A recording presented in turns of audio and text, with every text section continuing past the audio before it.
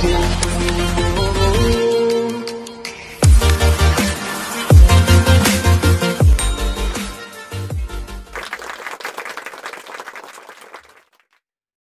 siang dan kembali lagi bersama saya Agung Surya Gumelar di acara Beyond Education Podcast yang selalu sharing tentang materi parenting, bagaimana menjadi orang tua yang baik gitu kan. Terus kita tahu anak seperti apa. Terus kita selanjutnya adalah tentang motivating, bagaimana kita menggugah atau misalnya membuat diri kita terdorong untuk menjadi lebih baik lagi. Dan satu lagi adalah coaching, bagaimana kita mengetahui potensi diri kita. Dan kita memang selalu upload 2 hari sekali. Jadi jangan lupa tuh nyalakan loncengnya, subscribe, dan langsung share aja ketika dirasa bermanfaat untuk viewers. Dan mudah-mudahan ini sangat bermanfaat sih. Kalau saya rasa sih ini bermanfaat ya. Kalau misalnya teman-teman viewers Beyond Education semua di rumah mendengarkan sampai beres. Jadi jangan setengah-setengah ya, langsung sampai beres aja gitu. Jadi kalau setengah-setengah nanti ilmu setengah juga ya. Pada siang hari ini saya bersama Pak Doni. Halo teman-teman semuanya. Pak Doni nggak tidur siang nih Pak? Tidur ini aja, nutup mata sebentar aja, ngilangin lelah. Saya teringat tuh Pak, katanya orang yang hidupnya kacau itu dia sering tidur siang. Oh salah, kebanyakan tidur iya. Oh iya gitu ya. Jadi kan pernah tuh teman saya berkata bahwa seperti ini katanya, Gung, jangan tidur siang Gung, jadi kan kalau tidur siang itu orang lain sedang bergerak, kita malah tidur. Tapi ketika malamnya susah tidur kan kita. Kalau kebanyakan. Nah, kalau kebanyakan jadi kalau malamnya susah tidur, yang lain tidur, kita malah bergerak katanya. Tapi memang sebenarnya kalau berbicara tentang bergerak nih Pak, misalnya sesuatu itu dalam kehidupan kita harus punya target gitu kan. Iya. Biasanya orang yang kebanyakan tidur tuh kayaknya nggak tahu targetnya apa gitu. Iya, kalau misalnya kita kebanyakan tidur, berarti kita menyia-nyiakan waktu yang sudah diberikan Tuhan kepada kita. Itu udah otomatis, karena kita tidak jelas aktivitas yang ingin kita lakukan di dalam kehidupan kita. Nah, agar aktivitas kita memiliki makna, ya kita harus memiliki tujuan. Karena tanpa tujuan, kita akan sulit menggerakkan badan kita. Iya, kadang begini Pak, kadang ditanya nih ya, misalnya ketika di kampus atau misalnya ketika dimanapun itu gitu kan, abis ini lo mau ngapain? Nah, gitu. Mau tidur. Kadang kita bingung apa ya? Iya. Kita mau ngapain abis ini? Misalnya kita lagi kuliah tuh atau misalnya lagi baca buku atau apa gitu, setelah ditanya sama teman kan, abis ini lo mau ngapain? Tapi kita nggak tahu, berarti kita itu tidak merencanakan goals kita atau tujuan hidup kita pada hari itu ya Pak ya? Iya, itu benar banget. Kalau kita tidak memiliki goal, berarti kita tidak memiliki tujuan. Jadi ya, aktivitas yang kita lakukan selama kita hidup, ya hanya mengalir saja. Ya suruh kuliah gitu. Iya, tapi tidak jelas gitu tujuan kita kuliah itu kenapa. Apalagi kalau parahnya kita memiliki tujuan kuliah hanya mengejar ijazah, atau disuruh orang tua gitu ya. Iya, atau hanya mengejar gelar, biar S1, biar S2. Jadi kayak formalitas gitu. Padahal kehidupan itu tidak boleh hanya sekedar formalitas. Kalau kita hanya sekedar formalitas, kita tidak mau bergerak untuk meraih prestasi. Karena waktu kita hidup kan terbatas ya. Pasti setiap manusia itu tidak ada yang hidup selamanya. Iya, kadang kita nggak tahu ya. Iya. Tiba-tiba kita lagi senang hidup gitu kan. Benar. Yang saya takutnya ada maupun tiada kita sama saja. Kan itu hal yang cilaka gitu. Nggak bermanfaat kita. Iya, benar. Nanti apa gitu kalau ditanya sama malaikat prestasi kita? Kamu ngapain ya di dunia? Tidur, makan, minum. Aduh, bumi juga nangis kali. Sayang bumi juga pada kesel aja kalau dia tanya. Nah, berbicara tentang goal nih, kayaknya asik nih Pak Kos yang kita bicara goals ya. Karena dari penjelasan Pak Doni tadi dilihat bahwa seorang yang tidak mempunyai goals itu dia hidupnya tidak ada tujuan, tidak ada prestasi. Emang Goals itu bagaimana Pak? Menurut Bapak, maksudnya apa itu goals itu Pak? Kalau goal itu berupa tujuan prestasi kita. Jadi jangan sampai kita menunjuk sebuah goal, tapi tidak jelas goal itu kita buat untuk apa. Iya. Gimana maksudnya contohnya itu Pak? Yang tidak jelas gitu. Yang tidak jelas itu goal yang ambigu. Misalnya goal kita ingin menjadi orang yang sukses. Orang yang sukses, ya betul. Ya. Biasanya sukses banyak kayak gitu. Di bidang apa? Nggak jelas kan? Iya benar. Iya. Goal kita ingin menjadi orang yang berhasil. Berhasil di bidang apa? Nah ini kan benar-benar masih ambigu, masih kayak di awang-awang. Nah makanya goal juga itu harus benar-benar spesifik. Kita jelaskan kita mau berprestasi di bidang ini, atau kita ingin memiliki karir dengan jabatan tertinggi seperti ini. Jadi spesifik gitu. Spesifik ya. Tapi kalau kita tidak memiliki goal yang spesifik, akhirnya itu sama saja seperti kita tidak memiliki goal. Oh jadi goals pun harus spesifik gitu Pak ya. Jadi berarti harus disetting dong Pak goals itu Pak. Iya. Mengalir gitu aja. Goal itu dari awal itu harus kita setting. Kita ingin at the end-nya kita menjadi apa? No, itu Pak yang sering nggak tahu tuh. Misalnya contoh ya, ada teman saya yang memang dia berkuliah di sebuah universitas lagi gitu, terus jurusannya keguruan. Ya otomatis dia mau keguruan minimal gitu kan. Dia ingin bercita-cita atau punya goals menjadi guru yang baik gitu kan. Iya. Ya minimal seperti itu lah. Tapi pas ditanya, lu mau jadi apa nanti? Nggak tahu gimana nanti aja. Itu padahal udah kuliah ya. Apalagi dia masih di masa sekolah. Lebih parah lagi mungkin. Jadi goals itu kadang nggak tahu gitu mau kemana gitu. Iya, karena kita tidak dibiasakan dari kecil memiliki goal. Ya, goal itu bisa diibaratkan sebagai petunjuk kehidupan kita. Di luar ini ya, kitab suci ya. Karena kitab suci sudah jelas, itu petunjuk, itu pedoman hidup. Tetapi kan kitab suci ini masih bahasanya makro, belum mikro. Nah dengan goal ini berarti kita akan mikrokan. Karena perintah di kitab suci itu juga sudah jelas, kita harus menjadi orang yang bermanfaat. Iya, tapi manfaat itu masih makro ya, luas gitu kan. Bermanfaatnya di bidang apa, itu kan harus jelas. Nah hal ini tidak diajarkan di masa-masa kita sekolah. Gitu. Iya, sudah tidak diajarkan di masa sekolah, tidak diajarkan pula di masa kuliah. Nggak diajarin selama ini. Iya, itu yang saya alami gitu kan. Dari SD saya jarang ditanya cita-cita saya apa, goalsnya apa. Terus di masa kuliah juga sama, tidak ditanya. Misalnya saya inginnya setelah selesai kuliah itu berkarir di bidang apa.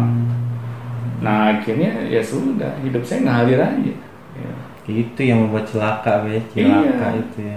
Padahal kita tidak sadar gitu bahwa waktu hidup kita di dunia ini terbatas loh.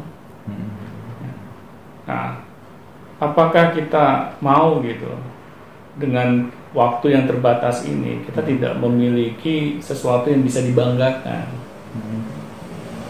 Misalnya ketika kita sudah tiada gitu, apakah orang-orang akan mengingat kita?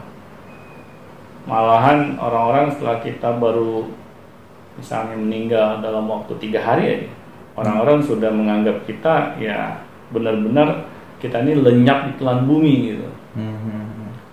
Nah ini kan yang apa ya, yang sangat disayangkan gitu. Seharusnya dengan waktu yang terbatas ini kita benar-benar menunjukkan gitu prestasi kita yang terbaik selama kita hidup, agar ketika kita sudah tiada orang-orang merasakan gitu bahwa dulu kita memiliki dampak di dalam kehidupan mereka. Iya, mereka juga jadi ingat sama kita gitu Iya. ya. Kita tuh menjadi inspirasi lah gitu buat orang gitu ya. Iya, coba kita ini deh contohnya gitu ya. Steve Jobs. Dia sudah meninggal di tahun berapa? 2011 kan. Sudah cukup lama gitu. Tetapi kenapa masih banyak orang mengingat namanya? Karena banyak hasil karya ciptanya yang kita rasakan manfaatnya sampai detik ini. Iya, dampaknya masih terus berkelanjutan ya. Iya. Karena dia memang memanfaatkan hidupnya itu semaksimal mungkin gitu. Agar memiliki dampak di dalam kehidupan manusia. Nah, seharusnya kan kita masa sih nggak menginginkan gitu kita sebagai the next Steve Jobs berikutnya. Iya, jadi itulah yang Agung temui di lapangan ya Pak. Ketika seseorang itu men-setting goal mereka nih. Suara saya agak meredup ya. Ketika seseorang itu men-setting goal, tapi dia itu kadang kayak misalnya dia itu yang menjadi seorang Steve Jobs misalnya. Dia itu menjadi seorang yang besar, tapi dia tuh nggak berani gitu.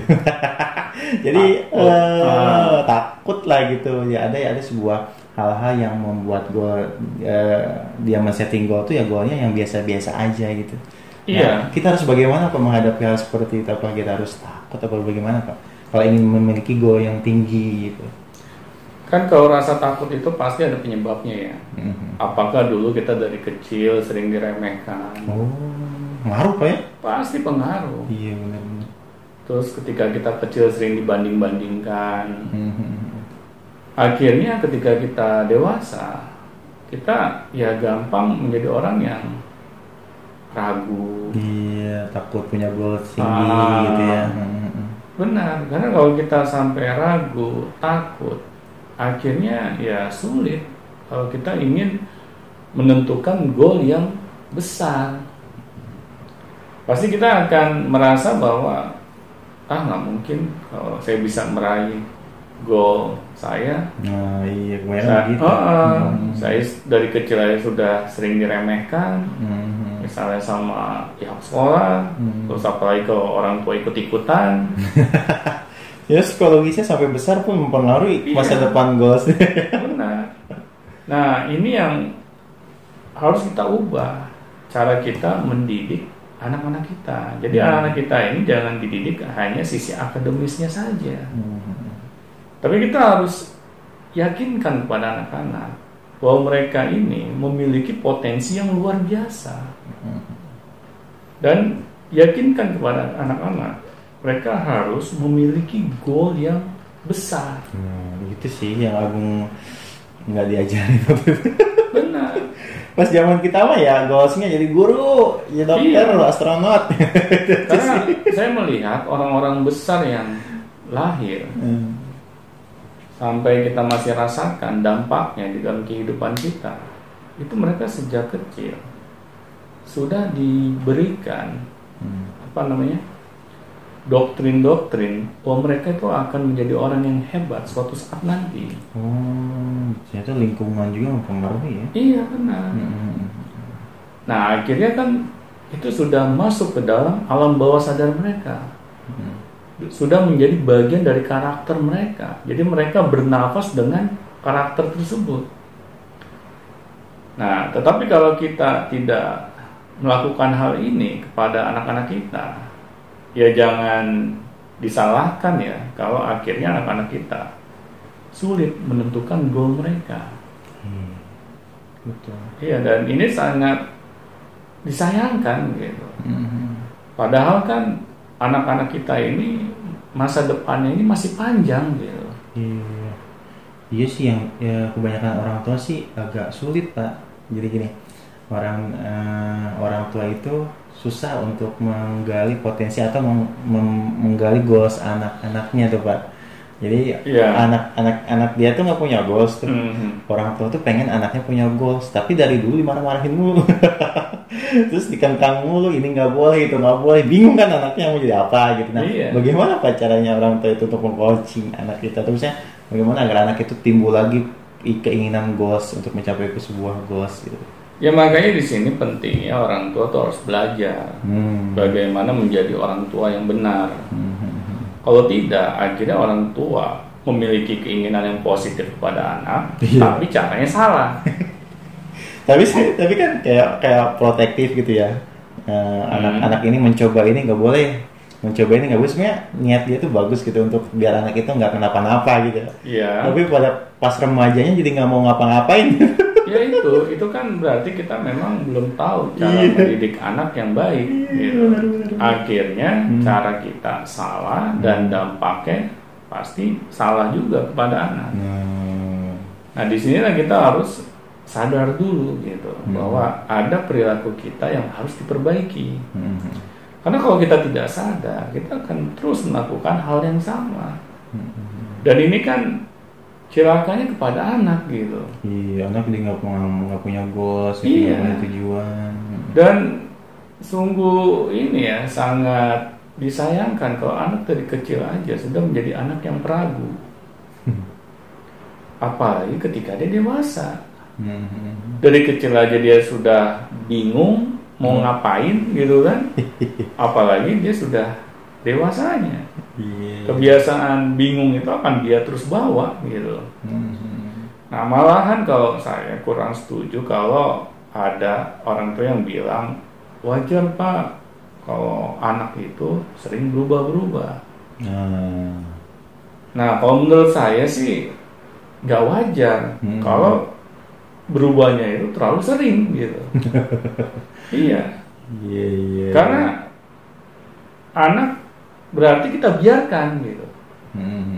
Kita biarkan berbuat semau gue. Nah inilah yang salah gitu. Padahal orang tua ini harus sebagai mentor bagi anak-anaknya. Misalnya anak-anak ini menghadapi kendala gitu selama dia menjalani aktivitasnya. Ya kita harus proaktif bertanya kepada anak, mengapa anak, apa yang membuat kamu jadi gundah gulana? Apakah ayah atau ibu bisa memberikanmu saran? Nah, ketika anak minta saran dari kita, nasihat dari kita, ya kita berikan.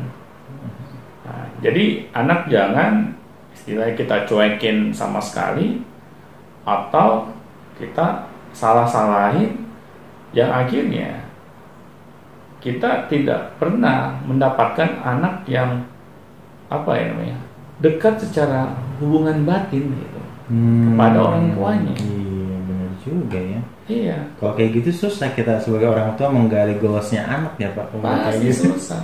Sulit banget Iya. gitu. Ini anakku mau jadi apa sih? Benar. Ada yang kayak gitu, ada yang itu mengatasi hal-hal itu gimana Pak? Kira-kira kalau misalnya ada orang tua bertanya sering mengatakan bahwa anak saya ini mau jadi apa sih?